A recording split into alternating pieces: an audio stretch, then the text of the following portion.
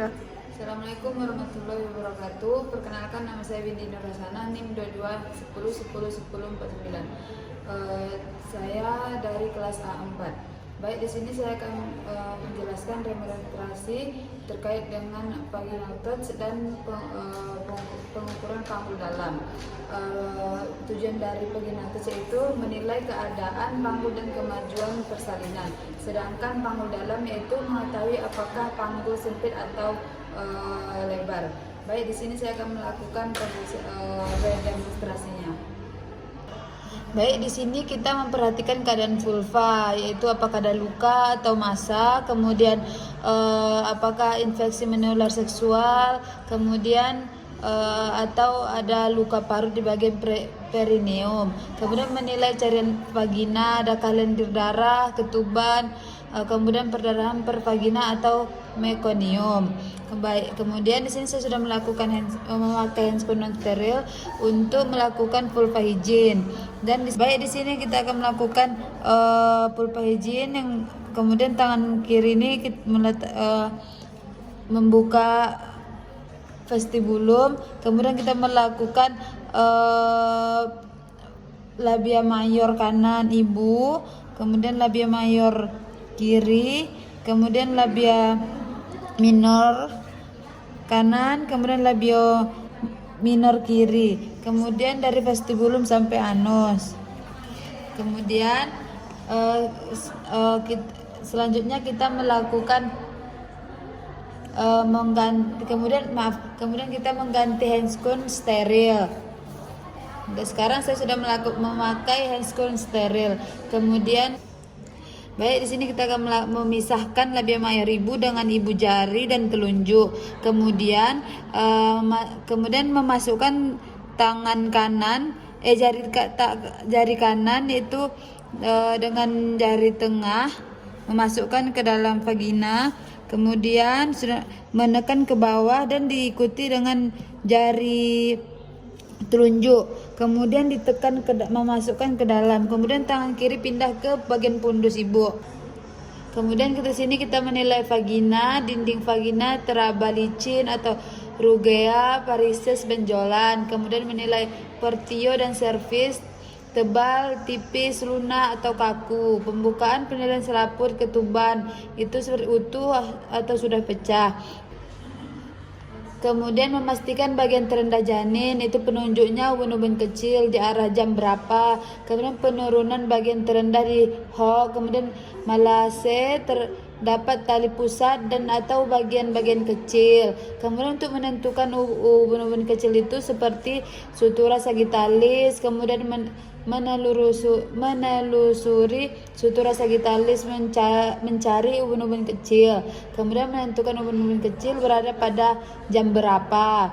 Kemudian untuk menentukan penyusulan kepala, yaitu yang pertama itu bila sutura sagittalis terabas jelas, kemudian yang pertama yaitu bila sutura sagittalis tidak teraba.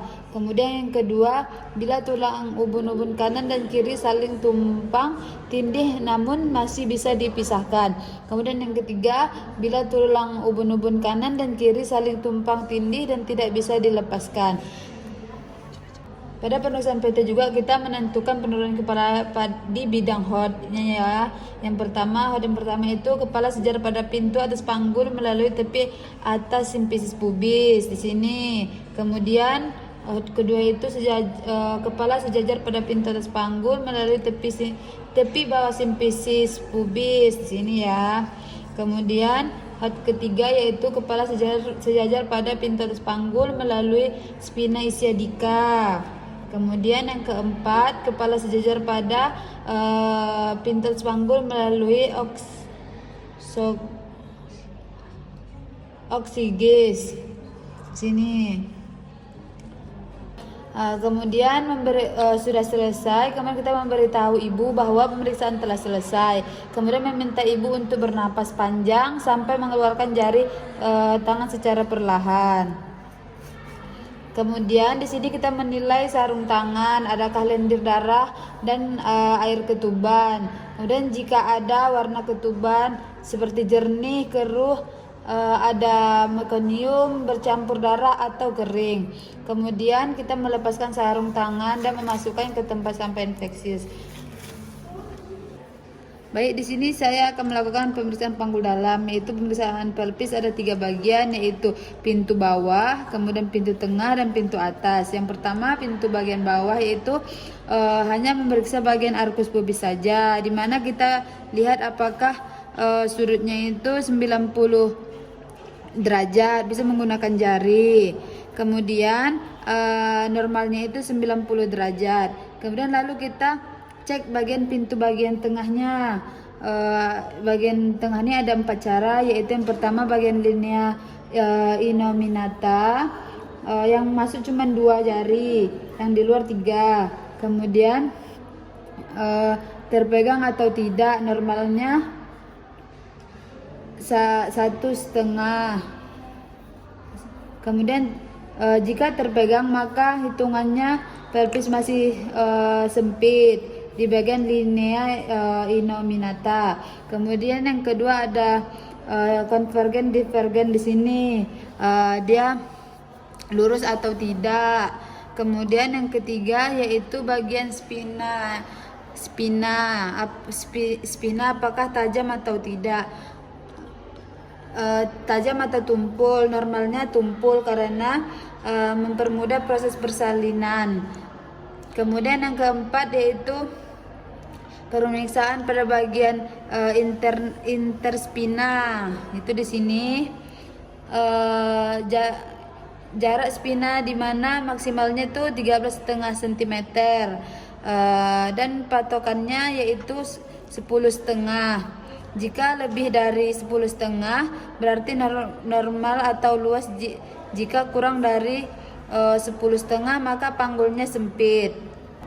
Kemudian yang ketiga yaitu pintu bagian atas dimulai dari koksigis, normalnya terpegang, lalu kita goyang apakah dia fleksibel atau tidak. Kemudian ke bagian sakrum, terpegang atau tidak, normalnya tidak terpegang. Kemudian bagian pergi ke bagian promontorium, kemudian kita beri tanda, kemudian kita tangan jari kita keluarkan. Kemudian cara menghitungnya yaitu conjugata diagonalis dikurang 1,5 conjugata diagonalis, maka nanti hasilnya yaitu conjugata vera. Baik, di sini saya sudah selesai melakukan remonstrasi. Mungkin cukup sekian. Assalamualaikum warahmatullahi wabarakatuh.